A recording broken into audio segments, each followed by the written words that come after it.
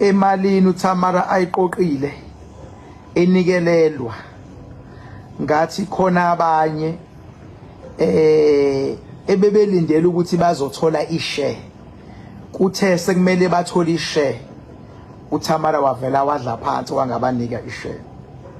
Ngithi angilithinti lolu daba ngoba lisematheni njengamanje and lalikade trend akukhulunywa ngento ezithinto ovelo wadla phansi uThamara wangabanika ishare yakho. Right, umbuzo uthi ngoba bekunikela wonke umuntu sikhona yini isidingo sokuthi abanye bayithole ishare abanye uma bengezoyithola? Nansi impendulo. Yes, sikhona isidingo. Bekumele babe khona abantu abazoyithola ishare, kodwa kudependa ukuthi icampaign kaThamara ibihamba kanjani.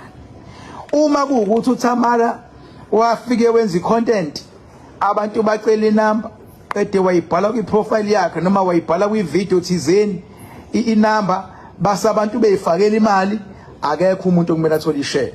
Bebhala inamba nje enza ivideo bese ibhala inamba, abekho abantu kumele bathole ishare.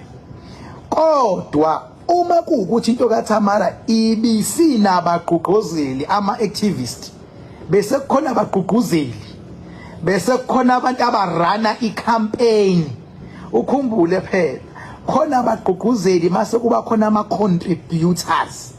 Uma kuwukuthi bese kukhona abagqugquzeli, then abagqugquzeli ke abarana icampaign ubabona ngani? Yilaba abathi ngizongena ku live video wami namhlanje, ngizokwenza ivideo ku TikTok ngiya campaign ukuthi akufakwe isikhwama. Labo bantu uyabakhohlanisa ngoba ibona abadele konke bazoba actively entweni yakho, abagqugquzeli. Nawe futhi lapho ukhona ekhaya bengabe une project oyenzayo noma unani yakho bese uthola abantu bezokupromote noma bakugqugquzela, labo bantu ifuna ubabone ngento encane.